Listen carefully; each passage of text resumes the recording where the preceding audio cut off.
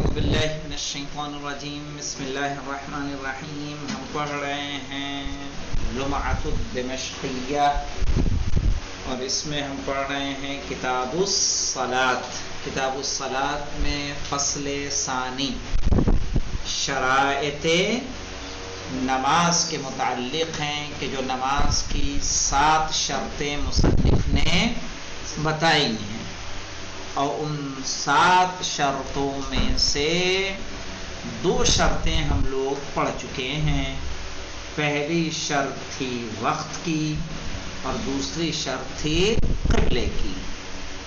اب جب نماز کا وقت معلوم ہو گیا اور کس سمت نماز کو ادا کرنا ہے وہ پتہ چل گیا تو اب پڑھتے ہیں ہم لوگ باقی شرائط کی طرف.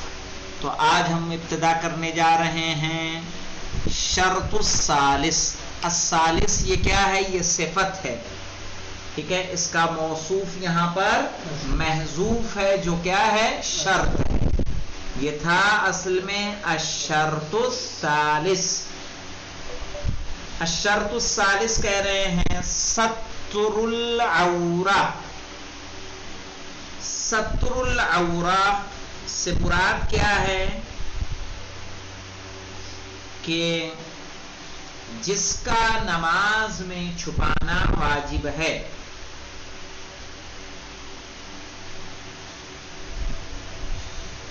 لکھ لیں ستر العورہ یعنی جس کا نماز میں چھپانا واجب ہے اور یہ واجب ہر حالت میں ہے.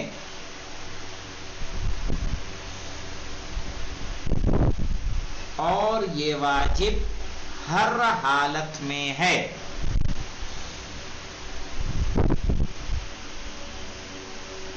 چاہے کوئی دیکھ رہا ہو یا نہ دیکھ رہا ہو. ایسا نہیں ہے کہ آپ اکیلے کمرے میں ہیں تو برہنہ نماز پڑھ سکتے ہیں. کہہ رہے ہیں چاہے کوئی دیکھ رہا ہو یا نہ دیکھ رہا ہو.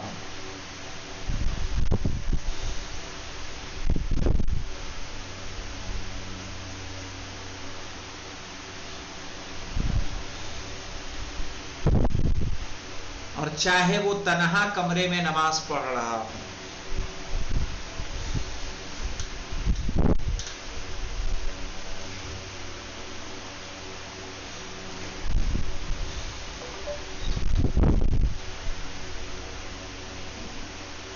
اور یہی حال اور حکم اور یہی حال اور حکم عورت کے لیے بھی ہے.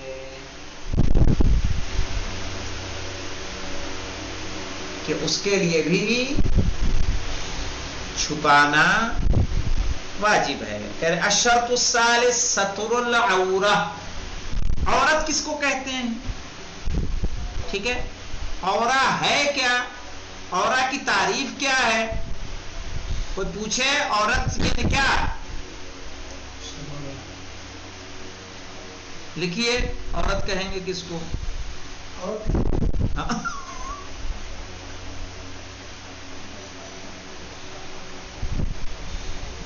کہہ رہے ہیں ہر چیز نہیں، انسانی جسم کا ہر وہ حصہ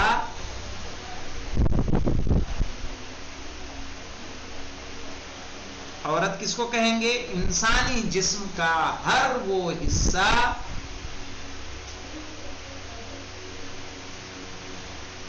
جسے وہ حیا کے سبب چھپائے.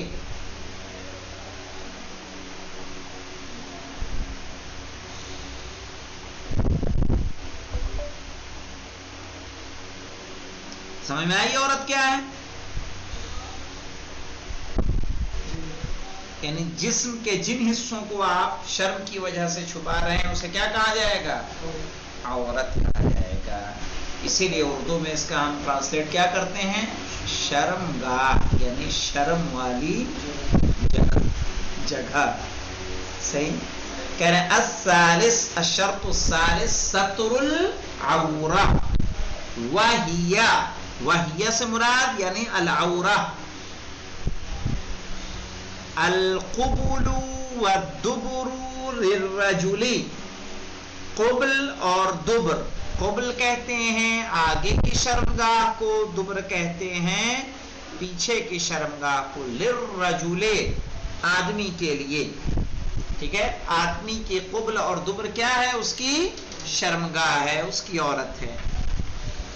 والمراد بالقبل، اب یہ قبل سے مراد کیا کیا ہے؟ قبل میں کیا کیا شامل ہوتا ہے قبل کی شرمگاہ میں؟ والمراد بالقبل القضیب، قضیب، قضیب کہتے ہیں اعلی تناسل کو، القضیب، والانسیان، انسیان کہیں گے خصیے کو،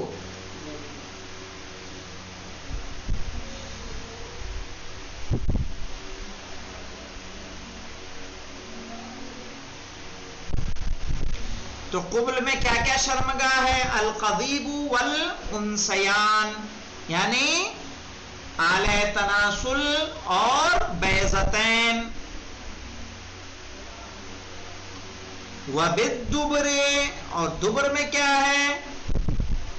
المخرج للالیان فی المشہور، المخرج یعنی مخرج غائط کیا ہوگی؟ شرمگاہ ہوگی، للالیان نہ کہ کولہے، کیا بولیں گے؟ کولہے ہی ہے، ہاں، نہ کہ کولہے، یعنی دونوں کولہے شرمگاہ نہیں ہے، بلکہ اصل مخرج کیا ہے؟ شرمگاہ ہے۔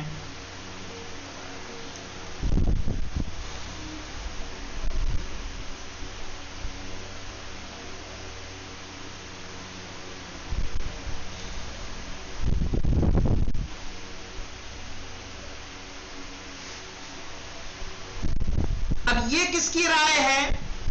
یہ کس نے ہمیں بتایا؟ شارح نے بتایا، والمراد بالقبل القضیب والانسیان وبالدبر المخرج للالیان فی المشہور۔ یہاں پہ دو فی المشہور جب کہہ دیا تو اس سے پہلے ہم لوگ کیا کہہ چکے ہیں؟ اس کا مطلب کہ اس کے مقابلے میں اور کوئی بھی قول موجود ہے کہ جو ہاں عورت کچھ اور ہے۔ لکھ لیں، قول دراج لکھیں، نمبر 1۔ نمبر 2، یہ تو ایک ہو گیا یہ شارح کا، نمبر 2 لکھیں قول دراج، ان العورت، پہلا قول شارح کا ہو گیا، نمبر 2 قول دراج، عورت کے متعلق مولانا حسن مہدی صاحب قبلہ، ان العورت من السرۃ الی الرکبہ، کہ شرمگاہ کیا ہے؟ سرے سے رکبے تک، سرہ کہتے ہیں ناف کو، رکبہ کہتے ہیں گھٹنے کو، یعنی دراج کے یہاں شرمگاہ ناف سے لے کر گھٹنے تک ہے۔ تو نماز میں ان کے یہاں من السرۃ الی الرکبہ،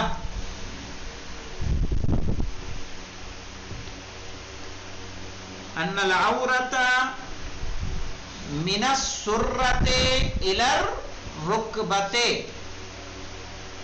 لکھا بیٹا؟ اب لکھیں نمبر 3 نمبر کا قول، ابو الصلاح الحلبی، ابو الصلاح الحلبی، یہ تیسرا قول ہے یہاں ہمارے پاس۔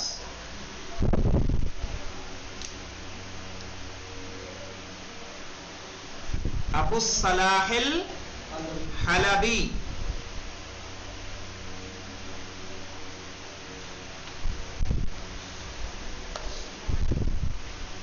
ان العورت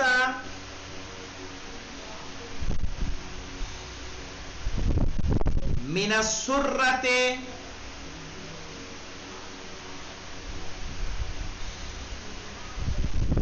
الی نصف الساق،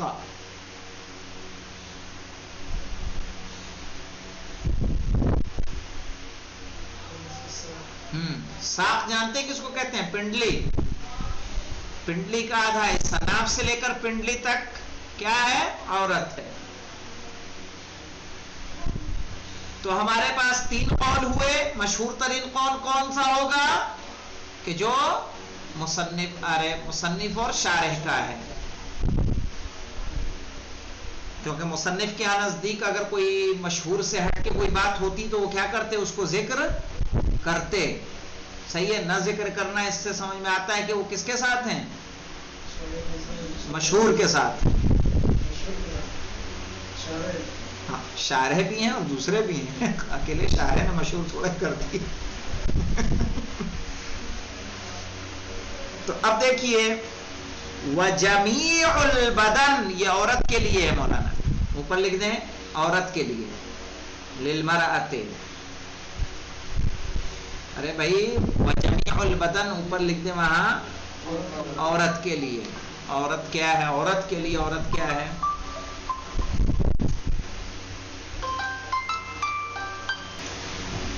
ٹھیک ہے مولانا. تو لکھ لیا عورت کے لیے. کہہ رہے جمیع البدن جسم کا پورا جسم کیا ہوگا؟ شرمگاہ ہوگی. عدل وجہ سوائے چہرے کے. اب وجہ سے مراد کیا ہے؟ کہہ رہے ہیں وَهُوَ مَا يَجِبُ وہ جو واجب ہے غسلُهُ منہ یعنی من الوجہ. منہ یعنی من الوجہ یعنی وہ حصہ جس کا چہرے میں دھلنا واجب ہے. فی الوضوء کس میں؟ وضو میں. منہ سے مراد کیا ہے؟ من الوجہ. اصالتن اصالتن سے مراد ہے کہ یعنی جو اصل واجب ہے ما بین الابہام والوسطی نہ کہ مقدمہ علمیہ. لکھ لیں یہیں پہ اصالتن کے بعد لکھ لیں نہ کہ مقدمہ علمیہ کے طور پر.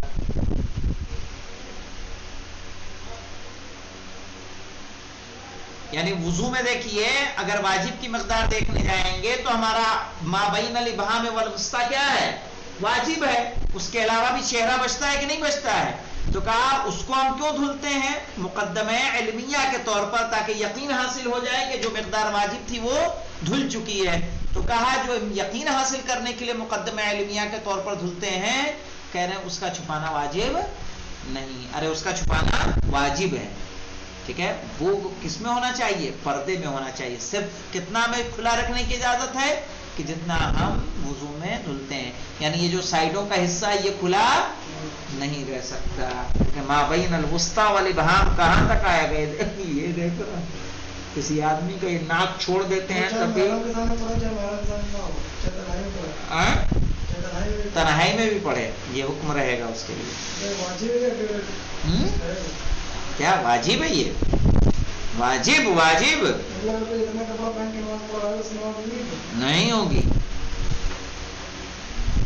اسی لیے نا اس کو وہ عورتیں کیا کرتی ہیں؟ ردا باندھتی ہیں پوری تاکہ ان کا پورا جسم کیا رہے؟ اس ردا میں شامل ہو جائے. کیونکہ آج کل کے کپڑے آتے ہی واحد قسم کے ہیں. پتہ چلا کسی میں بازو نہیں کسی میں بازو ہے تو نام رہے گا اس میں. نہیں تو کیا ہوا؟ اس میں کوئی ایسی بات تھوڑی ہے. تو زندگی کی حقیقت یہی ہے. جو مارکیٹ میں آج کپڑے اویلیبل ہیں نماز کے حوالے سے اگر ان کو دیکھا جائے گا کیا ہے؟ وہ چھوٹے چھوٹے بازو آتے ہیں اس کے. تو دیکھیے مولانا کیا ہمیں اس میں کیا کیا؟ مستثنا عدل وجہ سوائے چہرے کے. وَهُوَ مَا يَجِبُ غَسْلَهُ وہ جس کا دھلنا واجب ہے. منہ من الوجہ چہرے میں سے. فی الوضوء وضو میں. اصالتن یعنی اصل واجب کے طور پہ نہ کہ مقدمہ علمیہ کے طور پر. والکفین کفین سے اوپر لکھ لیں وعدل کفین.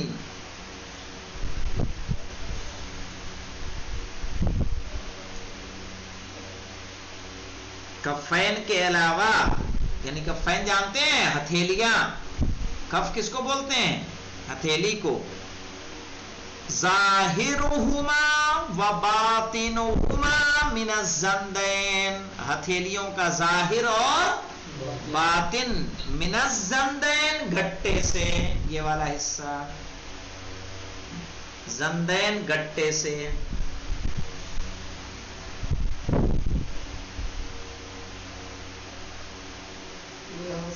ہاں، وَظَاهِرُ الْقَدَمَيْن، یہاں بھی آ جائے گا وَعَدَا ظَاهِرِ الْقَدَمَيْن، اور سوائے قدم کے ظاہری حصے کے، دون باطنہما یعنی باطن القدمین، باطنہما یعنی باطن القدمین، یعنی قدمین کا باطن خارج نہیں ہے، ستر عورت میں ہے، ظاہر قدم خارج ہے۔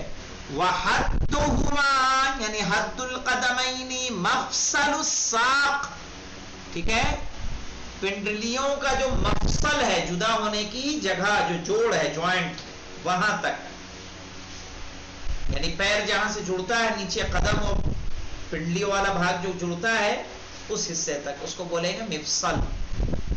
وحدہما مفصل الساق،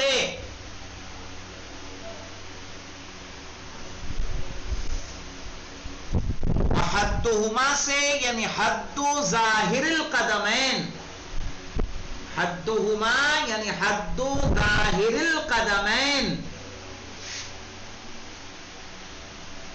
قدم کے ظاہری حد کتنی ہے؟ مفصل الساق، پنڈلیوں کا جوڑ،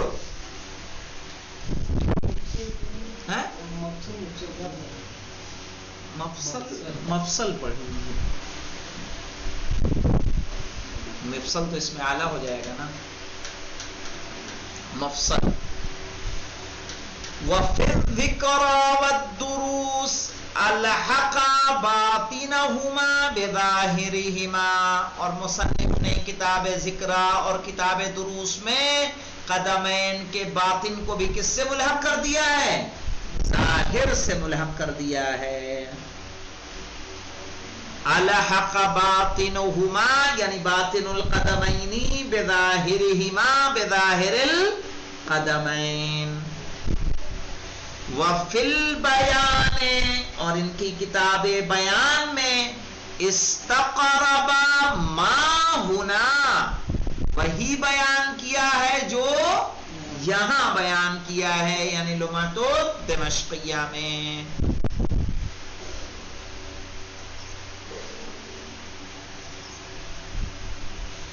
یعنی کون سی بات لکھ لیں؟ ای ظاہر القدمین دون باطنہما، ای والفی البیان استقرب ما ہونا ای ظاہر القدمین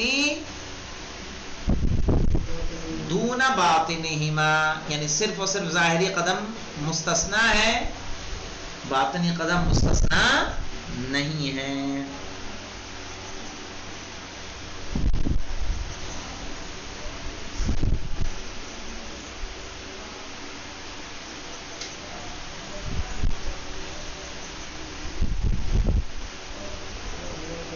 وَهُوَ أَحْوَطُ لِلْمَرْأَةِ، اور یہی احتیاط ہے کس کے لیے؟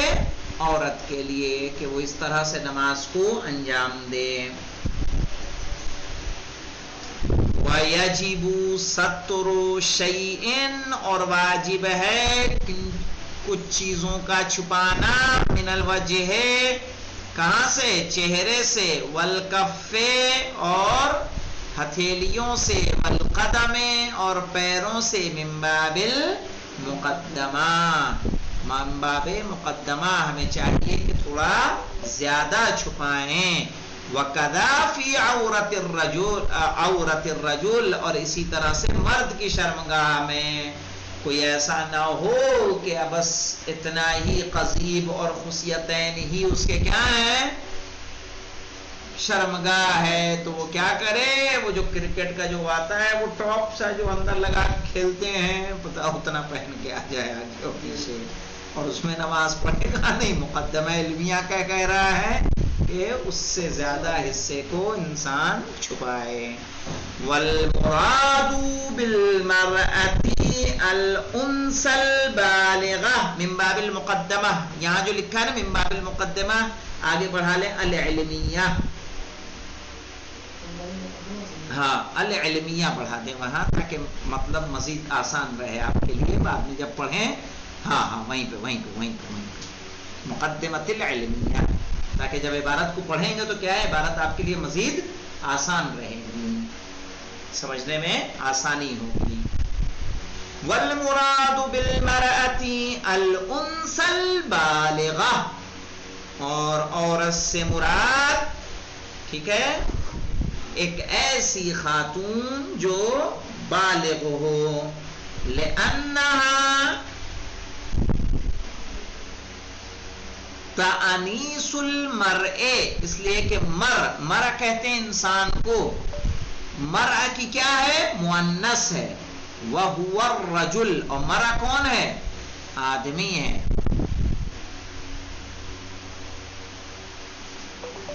اس لیے کہ مرء جو ہے کس کے مقابلے میں آتا ہے رجل کے مقابلے میں آتا ہے، مرء رجل کے مقابلے میں. فتدخل فيها الأمة البالغة، تو اسی حکم میں داخل ہوگی کون ایک کنیز جو بالغ ہو، وہ بھی اسی حکم میں داخل ہوگی. وسيأتي جواز كشفها رأسها، اور قریب ہی بیان ہوگا کشفها یعنی کشف الأمہ، کشفها یعنی کشف الأمہ کنیز کا کشف کرنا، رأسها اپنے سر کو، کہ ابھی قریب بیان ہوگا کہ کنیز کے لیے اپنے سر کا کھولنا کیا ہے جائز ہے. وَيَدْخُلُ الشَّعْرُ فِيمَا يَجِبُ سَتْرُهُ، اور شعر داخل ہوگا فیما یجب سترہ، کہ جو چھپانا واجب ہے. آگے بڑھا لیں علی المرأۃ، عورت پر.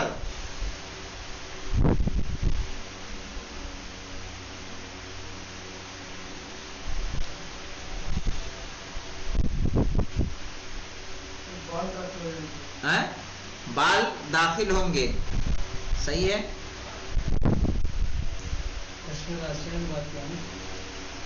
وَيَدْخُلُ الشَّعْرُ فِيمَا يَجِبُ سَتْرُهُ عَلَى الْمَرْأَةِ، اور بال داخل ہوگا ان حصوں میں کہ جو عورت پر چھپانا واجب ہے.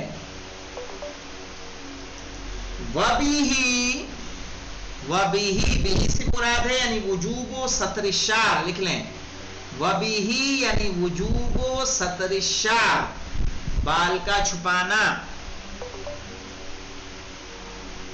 وَبِهِ قطع المصنف فی کتبہ، مصنف نے قطع سے بیان کیا ہے کس میں اپنی کتابوں میں.